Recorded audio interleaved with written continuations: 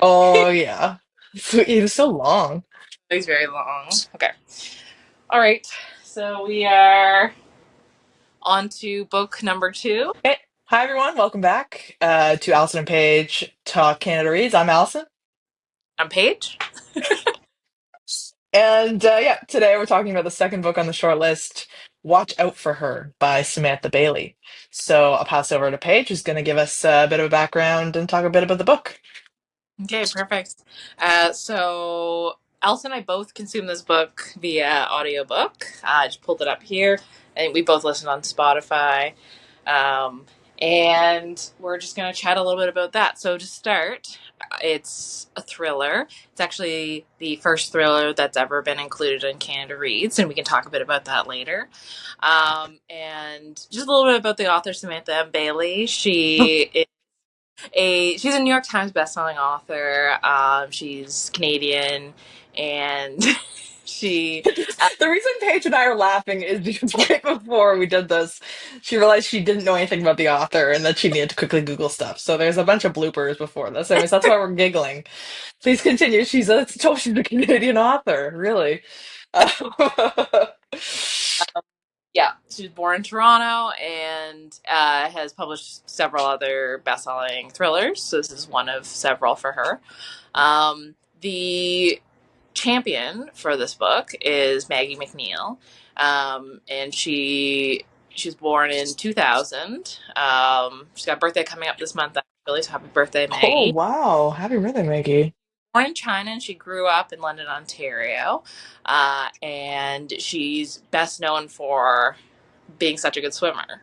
Yeah. She's an Olympic athlete. She's actually considered to be one of Canada's best ever swimmers. Right. Um, I looked it up. She's won 3 Olympic medals and 19 World Championship medals. Oh my God, that's wild. Very good. Yeah. And so that's, I think, like, being an athlete and like having that athlete mindset Mm. be a really like advantage to her in these debates, because I think, like, well, she has a competitive edge, so that will, like, I think, drive her to, like, fight for this book. Yeah, and we And saw that in the podcast about with the introducing the five debaters or five yeah, champions. She'd already read the book twice and was already reading the other books, so she's like gonna come prepared. yeah, definitely. So I Yeah. think, like, yeah, exactly that, like, Olympic and athletic, like, mindset. So that'll be super interesting. Based on, like, what I could tell about her, she's retired from swimming. She retired about like 4 or 5 months ago, so pretty recent, and she's just kind of like starting on sort of the next chapter of her life. And she is Nice. like a lot. She's an avid reader, Right. and so I think this, like, checks out as far as like something that would be up her alley as well. So before we get into any spoilers or anything, just a very brief sort of, you know, peek into what the Oh, book's about. tell us about the book. So watch out for her. It basically is a story about, we've got this mother named Sarah, her husband Daniel, and their son Jacob. Small family, young family, and they pretty much have this woman named Holly who comes and babysits for their family, and chaos ensues pretty much. So I'd say, like, at this point, if you haven't read the book and you want to read it, I would hit pause, because we're going to kind of delve into what happened in the book and the themes and all that. All right, so pause. Okay, so I sort of have my, like, notes, and I kind of took as I was reading the book, my sort of impressions. Basically, as it goes on, we kind of find out that Sarah, the mother, is sort of, she's paranoid. She's overbearing. Is the sense that you get about her child and taking care of her child, Mhm. and overprotective. That's sort Mhm. of the idea we get, because the book shifts back and forth between Sarah, the mom, being the narrator. Sarah, I think, is in her, like, I want to say she's like early 40s. She's like Mm. 41 or so. And then you've got Holly, who's like 22. So there's this, like, age difference, and it goes back and forth between Sarah and Holly, the babysitter. So we kind of see their different points of view. And when Sarah is narrating, we've got, like, for sure, this, like, unreliable narrator who's yeah, just like paranoid, maybe Anxious, nervous. jealous of Holly, very jealous of Holly. And basically, what unfolds is we hear that like Holly kind of betrays Sarah's trust, and then the family, Sarah, Daniel, and Jacob, end up moving from Vancouver to Toronto to try and like start fresh. Mhm. Just general thoughts on the book. So I don't really read thrillers very often. The thrillers I've read are because Paige recommended them. But I think that led to me having a different experience reading this book than maybe someone who's read a lot of thrillers. And Paige, you can talk about this as well, but I would say I enjoyed the book. It's definitely a good like intro to thrillers. Like it's creepy and a little weird, but um, it's not like super super scary, I find. And yeah, you initially think that it's going to go into this like babysitter trope of, oh, the husband's sleeping with the babysitter, but it goes a little deeper than that, which I appreciated. Um, and yeah, like you said, you have Sarah, who seems a very anxious, nervous person. She's constantly kind of questioning around her, and then Holly is kind of stuck in her own kind of world with her father and not knowing who she is. And I find that the book does a good job of kind of unraveling slowly as the book goes on, which thrillers should. Initially, you think Sarah's the creepy one because she's taking pictures of Holly in her bedroom, basically. But then you realize Holly may be a little more unhinged than you think when she's like, "Oh, I'm a part of this family now," and we can talk a bit more about that as well. And yeah, they're kind of what each other wants to be. Like Yeah, Holly wants to be like Sarah or like wants a mom, and then Sarah's wants to be Holly, who's free and beautiful and kind of has the yeah, the world as her oyster kind of thing. yeah, So while I was happy with the twist, it's Alexis all along. I thought the ending was a little too like tied up with a bow, perfect for me. And maybe that's me watching TV shows and being used to, season finale, like it keeps you hoping for the next season. But I was like, wow, it's a little too perfect for the end. Like, there's got to be mhm, a little like something. But yeah, yeah. what are your thoughts? Yeah, for sure. Like I love reading thrillers. I probably every like second or third book I read is a thriller. So I am definitely like enjoy reading them because I like the twists and the like sort of keeps you guessing. And yeah, I thought this thriller was like it was like good. I've definitely read better thrillers. I've read worse. I think this is somewhere in the middle. I Mm, didn't sort of see the twist coming. It took that's some nice. time coming. And yeah, it definitely had this like creepy, like foreboding, like tone throughout the whole book, like from the beginning. And you were like, why did they move? Like, why, like, you know, what happened there? And like, Yeah, what's going on with Daniel? He's very mysterious and he's gaslighting her. so So you much gaslighting. Oh so my much god. gaslighting. You get the sense that Sarah is like kind of anxious and overbearing, but then you also know that Daniel is gaslighting her. So you're kind of wondering like where's the truth in between those two Yeah, things.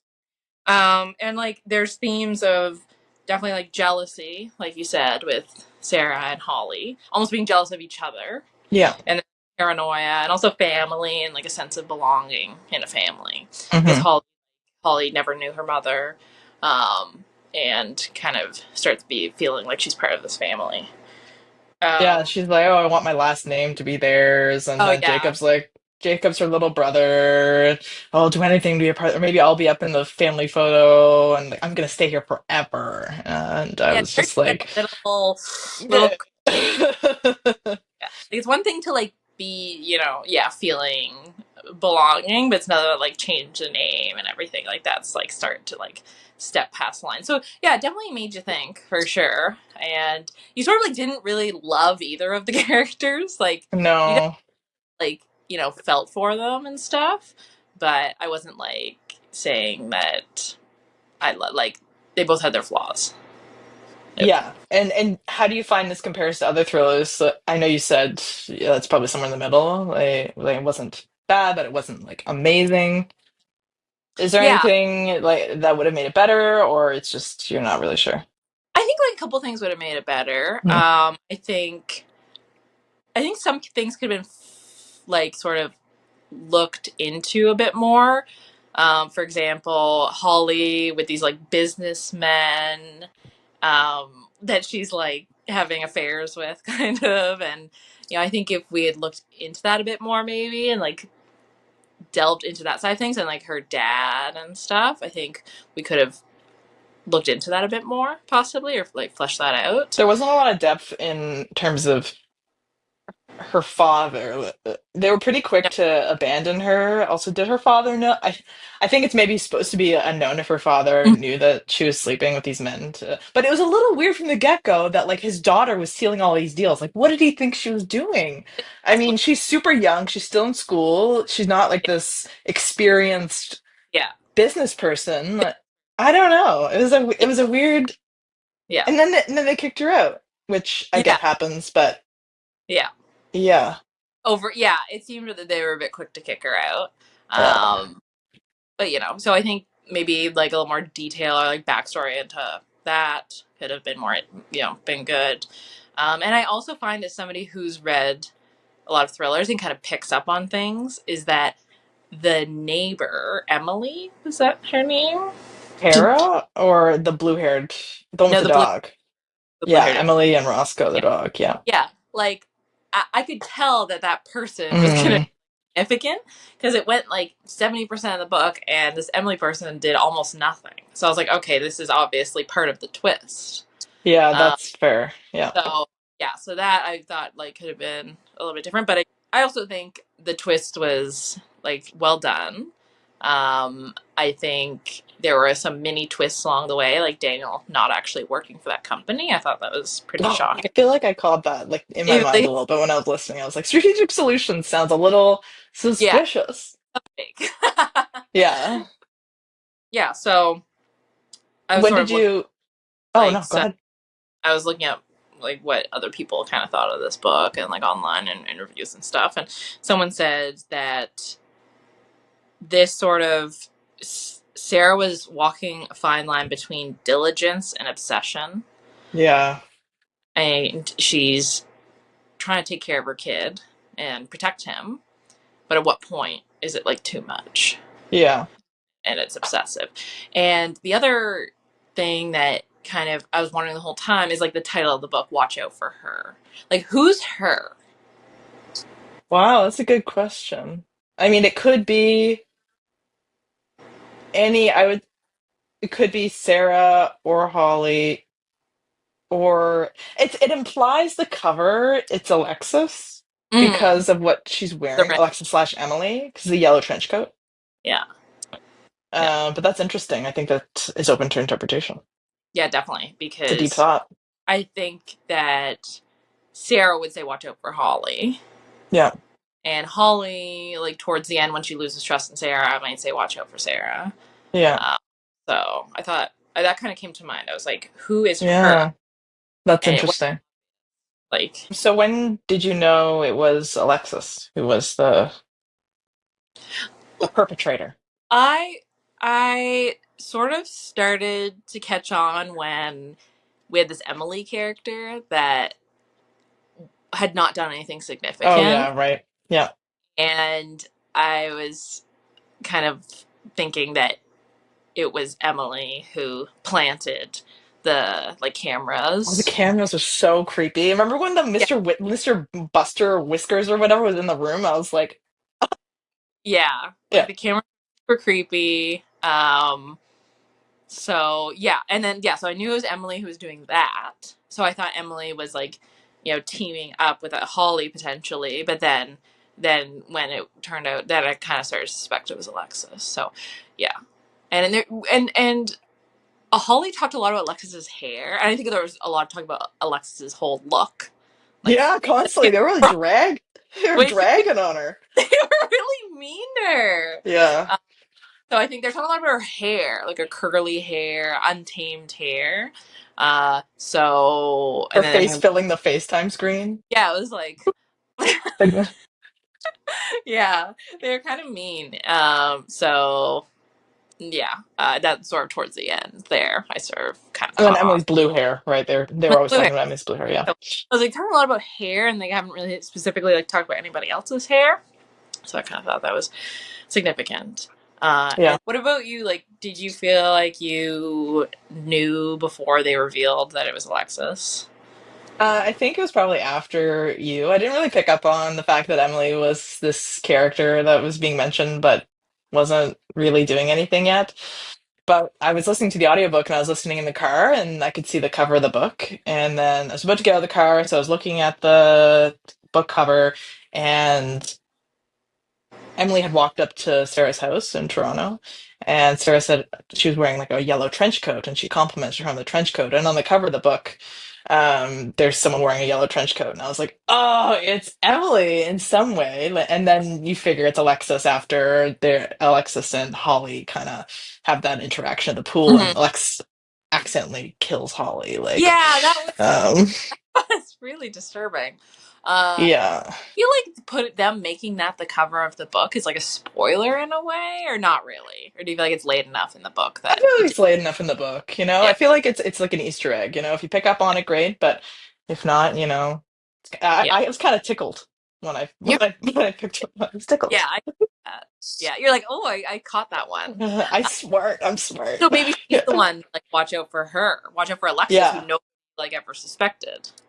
yeah. So yeah, Because she's constantly, yeah, like Holly's going to be like this medical, you know, doctor and superstar, and yeah, Alexis is this just this nurse who's like living. Not, I don't mean that. Like they treat it like she's just this kind of nurse who's kind of doesn't really know what yeah, she's doing with her life and doesn't really, yeah. you But know. she's actually free of like all of them because Exactly. Yeah. do what she wants to do. Yeah. Uh, so yeah, and then so we both read this book because of Canada Reads, Yeah. and you know the theme of Canada Reads is there's sort of two themes. The first is a book every Canadian should read, and then the sub theme is a book that changes the narrative. So I think that starting with a book every Canadian should read, should every Canadian read this book? Hard to say. I think that the good thing about like thrillers in general, and including this book, is that they're easy to read, easy to digest, because you're waiting for that plot twist. It's a page turner. You don't want to put it down. Mm. There wasn't any like flowery language. It was like it was easy to understand.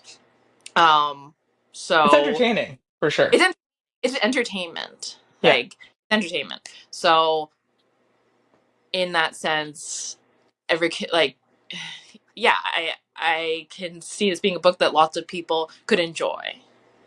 Should Yeah. for some reason, I'm not sure. Yeah, it's tricky, especially following a book like A Two-Spirit Journey, where it's so clearly like, yeah, every Canadian should read this. Mhm. With Watch Out for Her, I don't want to, I mean, it's the first time there's a thriller in Canada read, so you don't want to be like, nah, not everyone should read this thriller, but it's tricky with thrillers, right? It's tricky to draw those connections, but I think you make a good point about there's some really good entertainment and it's like a good book. Like I enjoyed the book. Um, Mhm.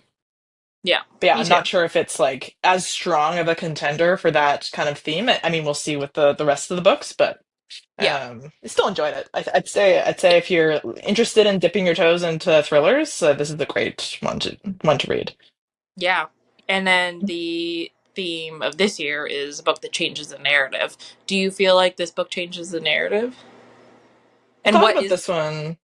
What Mhm. is the narrative? Yeah, that's Yeah. a good point. I mean, for me, my initial thought when I did a bit of deep thinking about this was focused on kind of Sarah. And throughout the book, Sarah's basically told to not trust herself, and she's not really believed. So Sarah's like, "Oh, Holly makes me nervous," or "I got these text messages," and Daniel, her husband's constantly discounting her feelings or being, you know, everything's fine. And even just the people around her seem to be gaslighting her and telling her not to trust herself. And there's this idea in society that women can't really be trusted. They're too sensitive, especially mothers. There's the helicopter parenting, which it really seems to only apply to mothers. So I think this book I mean, all along, Sarah was right. There was something deeply Hmm. wrong going on and disturbing, and that's proved at the end. So I think potentially this kind of shows that, believe women, don't just discount their feelings. That's kind of where I went with that. What do you think? Yeah, that's the only sort of angle I can see it from. But I wish if that sort of it would apply better if motherhood was kind of examined a bit more. Mm, I don't think motherhood was explicitly discussed in this book very much yeah, you're as far right. as like the difficulties of motherhood behind the scenes, and I don't think that was explicitly said. I think you had to look for it, Yeah, and I don't think this fits very well into that category and of the category of changing the narrative. I think it changes it a little bit because we see in the mind of like a mother, yeah, uh, sort of unfiltered yeah. thoughts.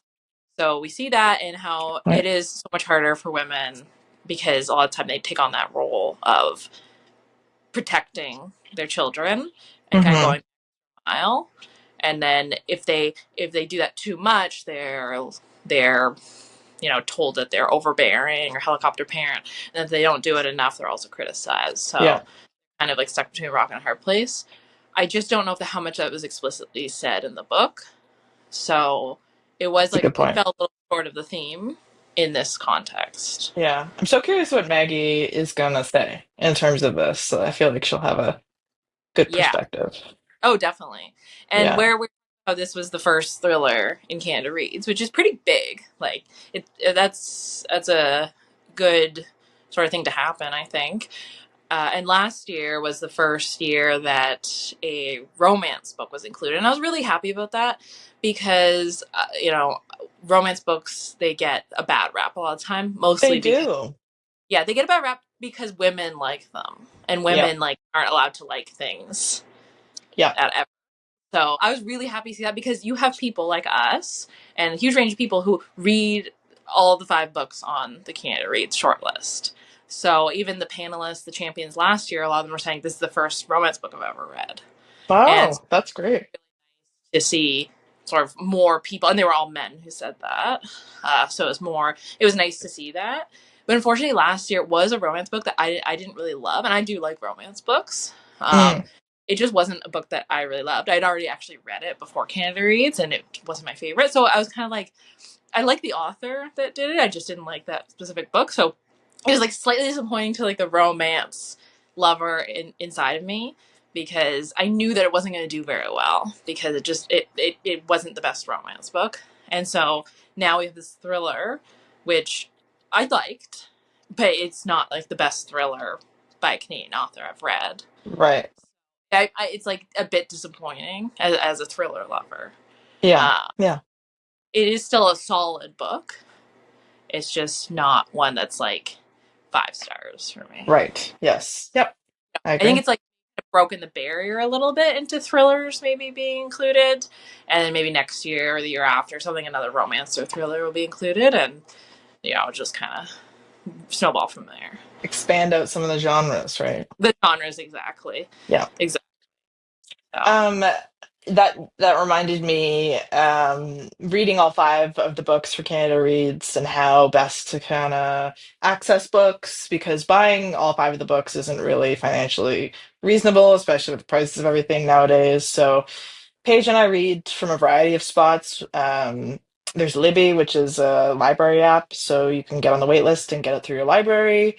There's audiobooks, which Paige, maybe you want to talk a bit about because you've gotten really into audiobooks over the last couple of years. And there's physical books, and then borrowing from friends. I always try and share copies of books that I have. But did you want to talk a bit about audiobooks? Yeah, I definitely started to get into reading after I graduated because I was like, I have free time now.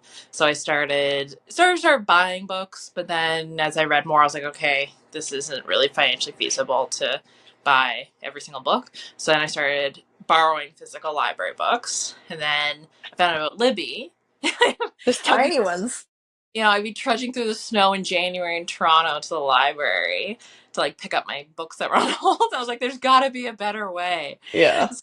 like an ebook, and then Libby, the app.